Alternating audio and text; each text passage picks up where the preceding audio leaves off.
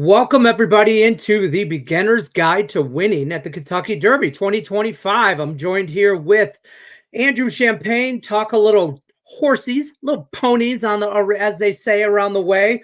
We're going to talk the 2025 Kentucky Derby. You're going to like, share, subscribe to the channel if you haven't already. Drop in the comment section too. By the way, who's going to win? All right, who's your favorite? We want to know as much as you want to know what we're betting. I want to know what you're betting. So drop it in the comment section what you're into for the Derby on Saturday, May 3rd. Correct? May 3rd. Yes. You got right, it. First Andrew Saturday Champagne. in May, Lenny. Perfect. Yeah, first Saturday in May. Everybody knows that, right? We're going to talk some horses. We're not going to break down every detail of every horse.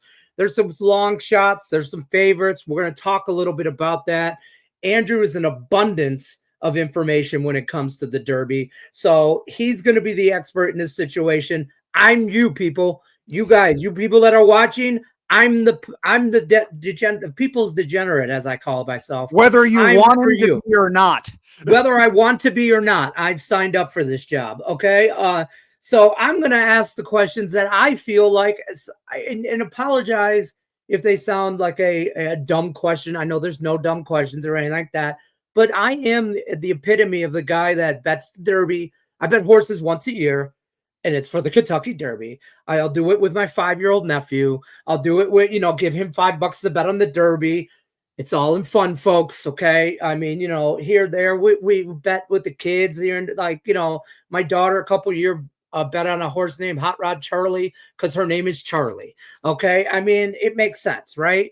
So Andrew, I'm just looking at the board right here, based off of the board, no numbers, just based off names, just based off that. I'm going with Rodriguez because of Malcolm Rodriguez plays for the Detroit Lions. So I'm going Malcolm Rodriguez.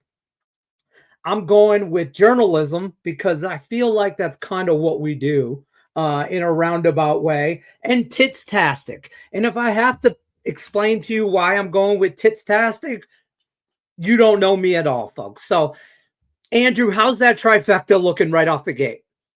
Before we go any further, you mentioned Hot Rod Charlie. That was a very good year for me. I had Medina Spirit, who wound up winning that year's Kentucky Derby at, I believe, 13-1. And that was a pretty big hit for me. So I appreciate the nostalgia rush going on there. Right. So Kentucky Derby, race number 12 at Churchill Downs on Saturday, May 3rd. You mentioned Rodriguez as the very first name there.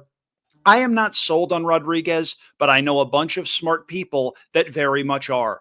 Bob Baffert trains Rodriguez. He has been away from the Kentucky Derby for several years. He trained Medina Spirit. Medina Spirit had a drug test that came up dirty. There was a very long, very ugly legal fight. It got parodied on Saturday Night Live, actually. That's how you know you've made it, right? But Baffert has been away from the Derby for several years. His horses were not allowed to earn Kentucky Derby qualifying points. He's got 2 in this year's Kentucky Derby. Rodriguez is one of them. He comes in off of a win in the Wood Memorial at Aqueduct. What I think compromises him is, think of this like a foot race, right? If you're out in front early and there's nobody pressuring you and you're able to take your foot off the gas just a little bit, you're able to save more energy for when the real running starts.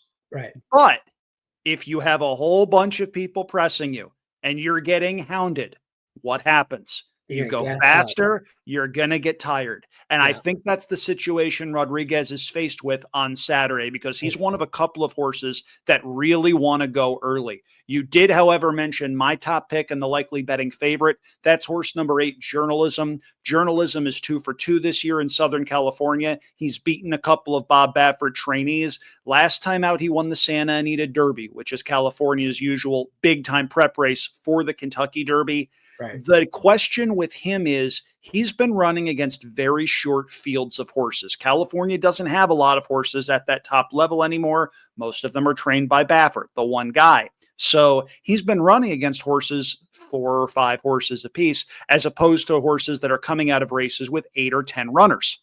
The Kentucky Derby has 20. There's going to be traffic trouble. Everybody's got a plan until they get punched in the mouth, right? So people are a little bit unsure as to how Journalism is going to be able to handle that. I don't have those reservations with him because in the Santa Anita Derby, He was ridden with the idea to teach him something. It was only a 5-horse field, but he came back covered in dirt.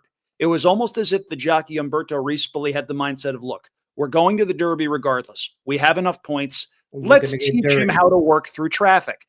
He worked through traffic and he wound up winning the Santa Anita Derby regardless. I don't think the distance is going to be a problem. I think he's a very legitimate favorite. The question is, what price do you want on him? He's going to be 5-2 or 3-1 in the Kentucky Derby. It's a little bit short, but I do think he's legitimate. You mentioned another horse, Tiztastic. Tiztastic, and I need to emphasize the Z as opposed to the way you said it, just in case. Whatever. Yep. So depends on what part of the country you're from.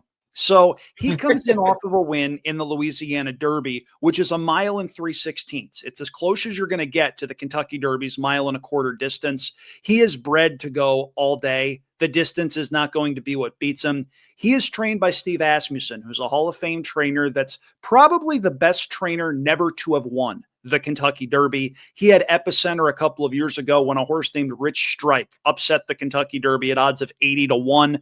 If you had Rich Strike out there, more power to you. You're probably not watching incoming after story incoming. Okay, good. So I had Epicenter that day. He ran huge. He was second. He was the best 3-year-old in the country that year. Steve Asmussen has 2 runners in here. He also has a horse named Publisher. But I like Tiztastic a little bit because he's an honest, hard-trying horse and diving a little deeper into the form. If you look at the form, you're not just going to see races. You're going to see workouts.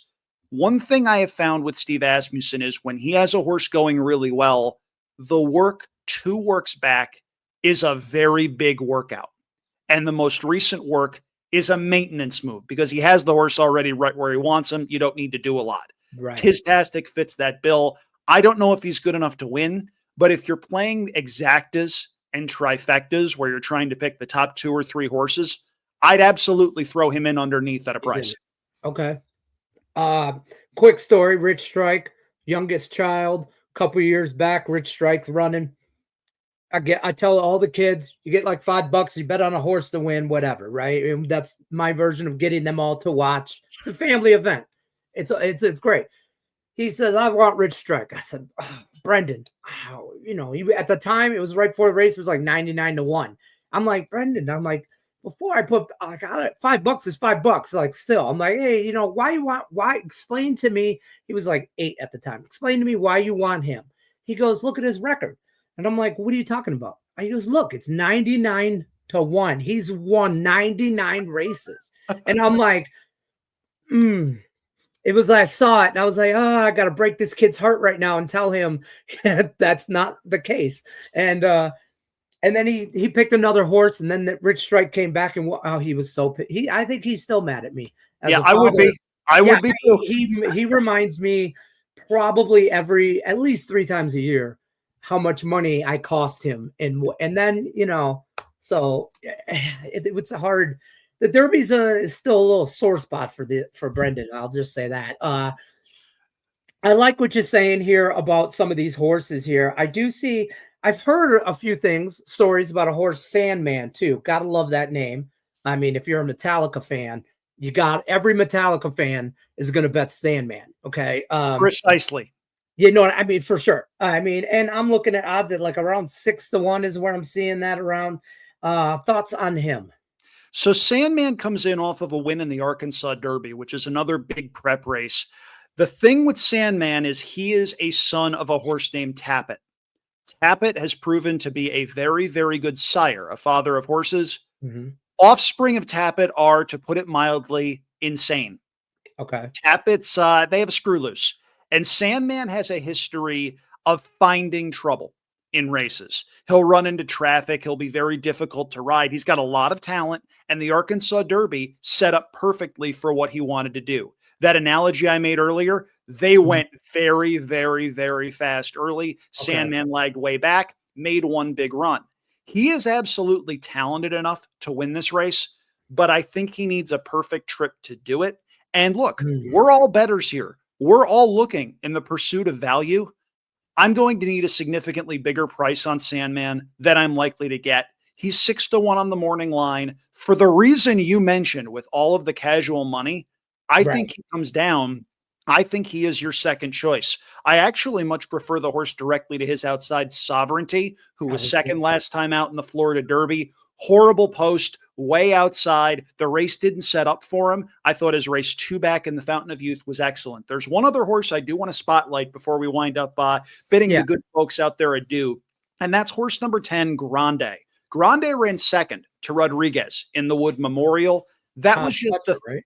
Yes, Todd Pletcher trains, and a gentleman named Mike Rapoli owns the horse. If you have Netflix, you may have seen the horse racing miniseries Race for the Crown. Mike Rapoli is very prominent, very loud, and he's exactly the same on horse racing Twitter, people. You get what you pay for. But Grande in the Wood Memorial was making just his 3rd career start. He is very inexperienced. Todd Pletcher has said he wants all the distance he can handle. So stretching out to 1.25 miles is not going to be a problem.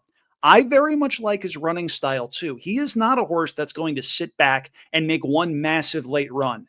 He's a grinder, which I think may make him a candidate to sit the ideal trip just off of the early speed and be the horse that the closers have to run down turning for home. I'm not sure he's good enough to win.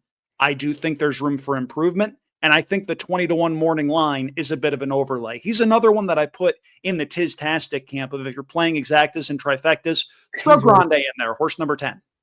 All right. I got 2 more questions quickly for you. One, oh, damn, I just had, first of all, the gray horses. Just tell me right now, do you just automatically bet them? No. Damn it.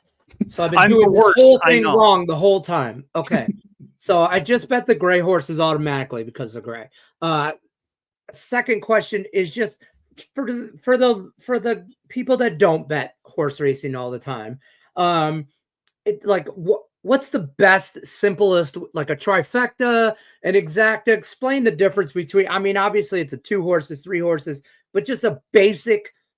What should they bet right out the gate? Not necessarily what horse, but what's a simple bet when you're betting horses?